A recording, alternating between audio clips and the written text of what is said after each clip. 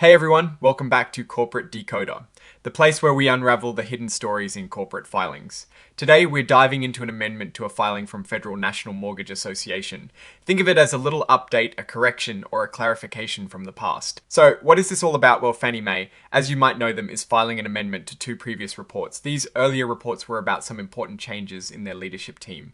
This new filing is essentially adding details that weren't ready to be shared back then, specifically about board committee assignments. If you're interested in the nitty-gritty of how companies are run and who makes what decisions, stick around. And before we get too deep, if you like getting clear, no fluff insights from these complex documents, make sure you subscribe. We also have a Discord community linked in the description below where we discuss these things further. Let S break down the timeline here. Back on the 14th of April of 2025, a new director named Omaid Malik was appointed to Fannie Mae S board. Then, a few months later, on the 21st of July, Barry Habib also joined the board. Now, when someone joins a board, they usually get put on different committees that focus on specific areas like finance, risk, or governance. The earlier reports mentioned these appointments, but the specific committees Mr. Malik and Mr. Habib would serve on hadn't been decided yet. This amendment finally fills in those blanks. Mr. Malik is now officially on the Nominating and Corporate Governance Committee, and Mr. Habib is on the Compensation and Human Capital Committee. These committees are pretty important. The Nominating and Corporate Governance Committee is in charge of things like recommending who should be on the board in the first place and making sure the company is run ethically and properly. The Compensation and Human Capital Committee, on the other hand, deals with how executives are paid and also with workforce strategy and talent. These assignments took effect in November of 2025. The filing itself is an 8 KTA, which means it is an amendment to a current report. Companies have to file these to quickly tell investors about big events. Since this is an amendment, it means they re-adding to or correcting information they previously filed.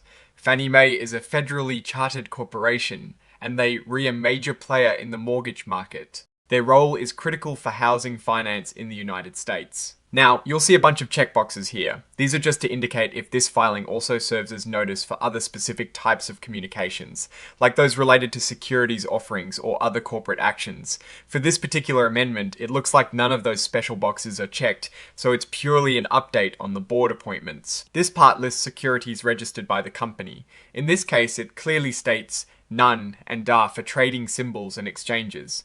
This means Fannie Mae does not have any securities listed on major stock exchanges directly under this filing. And here, Fannie Mae is not checking the box to be considered an emerging growth company. This is typically for younger, smaller companies. Fannie Mae is a well-established, large entity. They also aren't electing to use any extended transition periods for new accounting standards, which is common for established companies. The core of this filing, as we touched on, falls under item 5.02 of the Form 8. This section deals with changes in a company S directors or top officers, and any new appointments. It is a key indicator for investors to understand the leadership and governance of a company. Finally, we have the signature section. This is where an authorized representative signs off confirming the accuracy of the information provided. In this case, it is Thomas L. Klein, who holds the title of Enterprise Deputy General Counsel Vice President. The date of this signature confirms the filing was made on the 10th of October 2025, finalizing these committee assignments. So, what is the story here? It's not a massive financial bombshell, but it's important for understanding the internal workings of Fannie Mae. The delay in announcing committee assignments might seem minor, but for governance watchers, it simply means now we have the complete picture. Having the right people on the right committees, ones that directly oversee crucial areas like executive pay and board nominations, is vital for good corporate governance. It shows a commitment to a structured and well-managed board. For Fannie Mae, ensuring these key oversight functions are properly staffed by individuals with relevant expertise is a continuous process. The fact that these appointments are now officially logged gives us a clearer view of their board structure and oversight. Looking at the bigger picture for Fannie Mae, their operations are fundamentally different from publicly traded companies you might follow daily. They are a government-sponsored enterprise focused on providing liquidity, stability, and affordability to the housing market. Their financial performance is intrinsically linked to the health of the US housing sector and mortgage markets. While this specific amendment does reveal new financial data, the stability and effective governance signaled by these board appointments indirectly support their long-term mission. Now, let us zoom out a bit.